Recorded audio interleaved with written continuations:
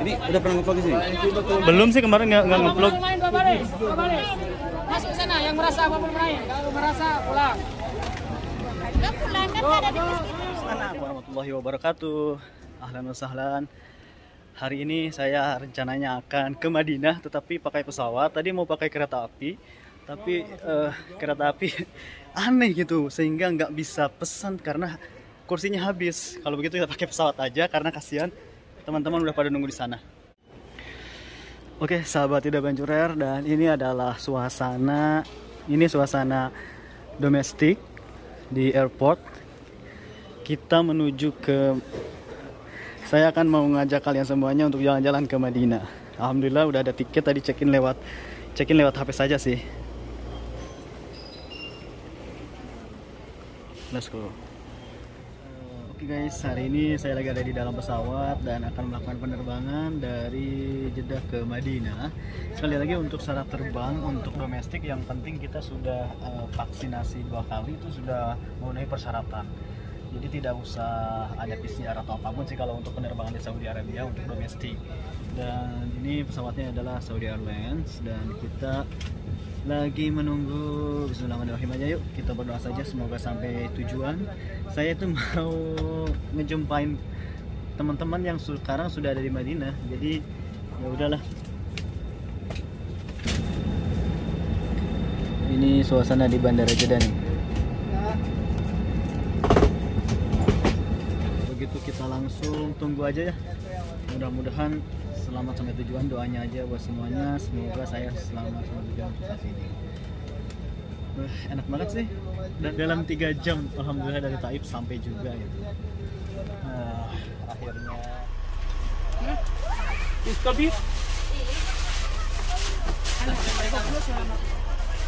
Ada waktu. Assalamualaikum warahmatullahi wabarakatuh. Assalamualaikum warahmatullahi wabarakatuh. Bismillah, walhamdulillah. Nahmaduha jamaah kaum muslimin muslimat yang dimuliakan Allah.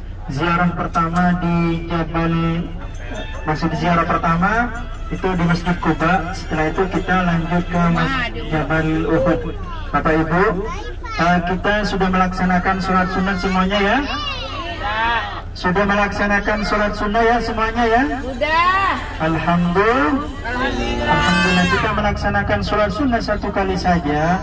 Rasulullah menyampaikan siapapun yang melaksanakan sholat sunnah di sini di Masjid Quba sama halnya dengan melaksanakan ibadah umrah. Rasulullah setiap minggu, setiap hari Sabtu datang ke Masjid Quba untuk melaksanakan sholat. Tapi alhamdulillah Bapak Ibu sudah melaksanakan sholat sunnah dan juga sholat subuh. Allahumma amin. Bapak Ibu, serangkaian ziarah yang kita akan laksanakan insyaallah menuju Jabal Uhud. Semoga dalam perjalanan ini kita menuju Jabal Uhud, setelah itu kita ke Jabal Mahnik. Dari Jabal Mahnik kita menuju hotel ya Bapak Ibu, diberikan kemudahan dalam perjalanan. Amin Allahumma amin. Bismillahirrahmanirrahim. Bismillahirrahmanirrahim. Subhanalladzi sakhkhara lana hadza wa ma kunna lahu muqrinin wa inna ila rabbina lamunqalibun. Jadi Bapak Ibu alhamdulillah sudah melaksanakan ataupun membaca doa dalam perjalanan. Semoga perjalanan kita menuju Madinah ataupun nanti ketika hotel diberikan kemudahan oleh Allah Subhanahu wa taala. Amin Allahumma amin. Tanpa ada halangan apapun Bapak Ibu ya. Alhamdulillah Masjid Quba ini merupakan menjadi saksi sejarah ketika Rasulullah hijrah dari kota Makkahul Mukarramah menuju Madinatul Munawwarah.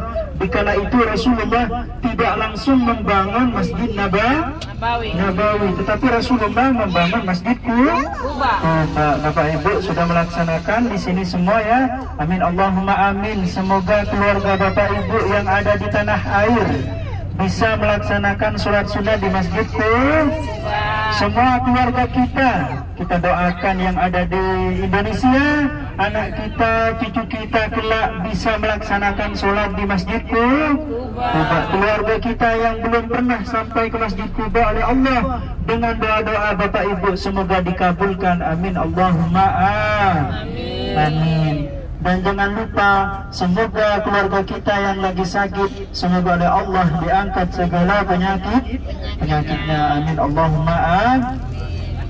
Bapak Ibu yang dirahmati Allah, serangkaian untuk melaksanakan ziarah ke Jabal Uhud ini merupakan saksi sejarah peperangan kedua setelah Badar. Pada waktu itu terjadinya peperangan Badar itu pada tanggal 17 Ramadan. Itu terjadi pada berapa? Tahun 2 Hijri. Itu perang Badar. Setelah itu terjadilah peperangan Uhud. Perang Badar terjadi itu dimenangkan oleh kaum muslimin. Kenapa terjadi perang Uhud? Karena itu orang kafir Quraisy untuk mempunyai keinginan tetap untuk membunuh ataupun membalas kekalahan-kekalahan yang pernah dilakukan oleh orang muslimin yang mengalahkan oleh orang kafir Quraisy. Waktu itu ketika peperangan Badar terjadi pada tanggal 17 Ramadan. Bapak Ibu, kita ada teman ini yang menjadi selalu memberikan informasi, Mas Hidayah. Alhamdulillah, semoga tambah sukses. Amin Allahumma amin. Amin Allahumma, diberikan kesehatan ya. Amin. Ya. Rekan-rekan YouTuber selalu mengupload, selalu memberikan informasi yang terbaik ke depan untuk jemaah Ahbabul Haramain, cinta terhadap Haramain Makkatul wa Madinatul Munawwarah. Semoga ke depan Ahbabul Haramain ini dengan rekan-rekannya bisa memberikan sumbangsi konkret terhadap teman-teman yang lain. Amin Allahumma amin. Semoga terus memberikan pelayanan yang baik. Amin Allahumma amin. Semoga para rekan-rekan YouTuber yang bergabung di Ahbabul Haramain semakin sukses. Amin Allahumma amin. Sallallahu ala Muhammad, sallallahu alaihi wasallam, sallallahu ala Muhammad, sallallahu alaihi wasallam. Bersama yuk. Ya Nabi salam alaika, ya Rasul salam alaika,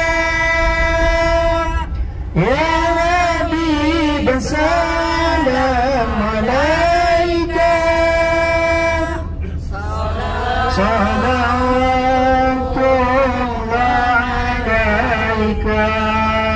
Perjalanan Rasulullah dari kota Makkatul Munawwarah wa Madinatul Munawwarah ke Madinatul Munawwarah, dari Makkatul Mukarramah ke Madinatul Munawwarah, ini merupakan perjalanan yang begitu sulit karena Rasulullah itu dihadang, mau dibunuh oleh orang-orang kafir Quraisy. Kenapa orang-orang kafir Quraisy mau tetap membunuh Rasulullah? Karena ketika Rasulullah hijrah ke Madinatul Munawwarah, perkembangan Islam luar biasa, perkembangan secara ekonomi luar biasa, begitu pesat Bapak Ibu ya, secara sektor ekonomi, secara sektor pembangunan dan lain-lain. Ketika Rasulullah memimpin kota Madinatul Munawwarah mengalami perkembangan yang luar biasa, baik pertumbuhan dan lain-lain, sektor dari perkembangan SDM dan lain sebagainya memberikan kontribusi konkret terhadap kemajuan kota Madinatul Munawwarah. Rasulullah selalu dihadang oleh orang-orang kafir Quraisy, selalu ingin diintimidasi, selalu ingin dibunuh oleh orang-orang kafir Quraisy. Tujuannya apa? Biar Rasulullah tidak menyebarkan agama Kenapa selalu ingin dibunuh? Kalau Muhammad ini tetap hidup, maka Islam akan selalu berjaya. Tapi Allah selalu memberikan keselamatan bagi Nabi Muhammad sallallahu alaihi wasallam. Amin Allahumma amin. Rasulullah, Abu Sufyan menyampaikan pada waktu itu, siapa yang menemukan Muhammad ketika Rasulullah menghijrah dari Makkatul Mukarramah menuju Madinatul Munawwarah, siapapun yang menemukan Muhammad, kata Abu Sufyan, maka akan diberikan 100 ekor unta. Maka penduduk semuanya mengkari Nabi Muhammad SAW, sampai dikala itu Nabi Muhammad bersembunyi di Gua Sur, ya, bersembunyi 3 hari 3 malam. Pada waktu itu ada keajaiban yang luar biasa, sehingga Allah memberikan keajaiban. Di antaranya ada burung merpati yang menutupi pada waktu merpati yang bertelur. Setelah itu ada apa lagi? Ya, sarang dan lagi. Jadi Bapak Ibu, dikala itu Rasulullah memang diberikan keselamatan Bapak Ibu, ya. Ada akar yang begitu besar menutupi di gua itu. Putri Abu Bakar yang selalu mengirim 3 hari 3 malam dikala itu. Rasulullah mau dibunuh. Rasulullah tidak melewati jalur yang memang jadi tempat lewat dari orang-orang muslimin ataupun orang kafir Quraisy dikala itu. Tapi Allah memberikan keselamatan terhadap Rasulullah. Perjalanan Rasulullah ke kota Madinatul Munawwarah tidak segampang kita naik bis seperti sekarang Bapak Ibu, ya. Perlu dengan hambatan yang luar biasa, perlu dengan hal-hal yang memang perlu dipetik untuk melewati dari kejaran dari orang-orang kafir Quraisy. Tapi Allah selalu menjaga. Kenapa Rasulullah hijrah ke Madinatul Munawwarah? Karena Rasulullah ketika berdakwah di Makkahul Mukarramah tetap tidak ada perubahan, tetap itu saja. Ketika 13 tahun Rasulullah berdakwah di Makkahul Mukarramah, tetap hanya sekitar 192 orang yang masuk Islam. Ketika Rasulullah hijrah ke Madinatul Munawwarah, alhamdulillah perkembangan Islam luar biasa. Makanya kita akan menuju Jabal Uhud. Jabal Uhud ini merupakan saksi sejarah pada waktu itu peperangan pembalasan dari kaum kafir Quraisy terhadap orang muslimin. Pada waktu itu perang Badar dimenangkan oleh orang Muslim dengan kurang lebih pasukan kaum muslimin 314 melawan 1000. Terjadilah peperangan yang kedua, namun di tahun ke-3 Hijriah, namanya perang di perang Uhud. Pada waktu itu terjadi 3 Hijriah sekitar bulan Syawal, ya, 7 Syawal. Dikala itu peperangannya dimenangkan oleh orang kafir pasukan orang kafir Quraisy kurang lebih sekitar 3000. Pasukan orang muslimin dikala itu 1000 pasukan kaum muslimin. Kenapa 300 menjadi 700? Karena dikala itu ada yang berkhianat kepada Rasulullah. Abdullah bin Ubay, 300 pasukan dibelokkan, tidak ikut terhadap komando Rasulullah. 700 kaum muslimin tetap ikut komando Rasulullah untuk melawan sekitar 3000 pasukan kaum kafir Quraisy. Tetapi pasukan yang sedikit itu dari pimpinan Rasulullah dikala itu memenangi peperangan. Pertama memerangi peperangan itu ketika dari kaum muslimin tidak mengikuti tentang masalah arahan Rasulullah. Ketika dari pasukan pemanah oleh Rasulullah, jangan turun dari Jabal Rumah apapun yang terjadi. Tapi apa yang terjadi? Kaum muslimin yang ditugaskan oleh Rasulullah di Jabal Rumah itu sekitar 50 pemanah, dia turun, tidak ikut kepada perintah Rasulullah, tidak ikut perintah Rasulullah. Insya Allah kalau hanya dijelaskan di sini tidak akan kurang jelas Bapak Ibu, karena memang kalau dijelaskan di sana insya Allah akan paham, ya. Jadi Jabal Uhud itu adalah gunung yang kelak akan berada di surga. Kata Imam Bukhari, disebutkan dalam suatu hadis oleh Rasulullah, gunung yang kelak akan berada di surga, kata Rasulullah. Berada di surga Jabal Uhud, ya. Itu berada di surga kata Rasulullah, ya. Warnanya hitam yang agak kemerah-merah. Tingginya kurang lebih 1000 kaki, dan panjangnya ada yang mengatakan kurang lebih 7 kilo, ada yang mengatakan 5 kilo Jabal Uhud itu. Dari di lembah Badar itu ada namanya syuhada, di antaranya paman Rasulullah Sayyidina Hamzah bin Abdul Muttalib yang begitu dihina oleh Hindun, dimakan hatinya pada waktu itu, ya. Ada yang mengatakan dipanah, ada yang mengatakan diberikan tombak pada waktu itu, ya. banyak pendapat di sana. Jadi nanti insya Allah kita berdoa di depan makbura para syuhada yang kurang lebih 70 syuhada yang gugur dalam peperangan Uhud. Semoga kita kelak bersama para syuhada illah. Amin. Amin. Amin. Allahumma amin. Sallallahu ala Muhammad. Sallallahu alaihi wasallam. Sallallahu ala Muhammad. Sallallahu alaihi wasallam. Jabal Uhud sudah kelihatan ya Bapak Ibu, coba ketika sudah kelihatan Jabal Uhud ya, itu begitu tinggi ya. Ketika Rasulullah naik Jabal Uhud itu, pada waktu itu Jabal Uhud ini malu karena orang yang menaiki itu adalah orang yang begitu mulia, begitu agung. Bapak Ibu, itu Jabal Uhud ya, panjangnya kurang lebih sekitar 7 kilo, ada yang mengatakan 5 kilo ya. Di sana nanti ada yang gunung kecil namanya Jabal Rumat, tempat yang ditempatkan oleh kaum muslimin yang ditugaskan oleh Rasulullah, kurang lebih sekitar 50 pasukan kaum muslimin. Rasulullah menyampaikan, apapun yang terjadi jangan turun dari gunung ini. Pada waktu itu kaum muslimin menang dalam peperangan Jabal Uhud ini. Apa yang terjadi? Pada waktu itu dipukul mundur oleh kaum muslimin, orang kafir Quraisy yang 3.000 itu mundur dan harta itu ditinggalkan. Pasukan yang dari gunung yang ditempatkan oleh Rasulullah itu turun berbondong-bondong yang 50 itu. Ya, berbondong-bondong artinya untuk mengambil harta ghanimah peninggalan ya yang ditinggalkan oleh pasukan oleh kafir Quraisy. Di sana ditinggalkan berbondong-bondong karena memang harta begitu banyak yang ditinggalkan oleh orang kafir Quraisy. Apa yang terjadi? Khalid bin Walid, pimpinan yang mengomando artinya pasukan berkuda pada waktu itu, menyerang dari belakang, dipanah dari belakang, sehingga terjadilah konsentrasi dari pasukan kaum muslimin. Terjadi ya Rasulullah begitu luka dan lain sebagainya, sampai sahabat Rasulullah, paman Rasulullah itu Sayyidina Hamzah tewas seketika di kala itu. Itulah yang terjadi karena memang tidak mengikuti perintah Rasulullah.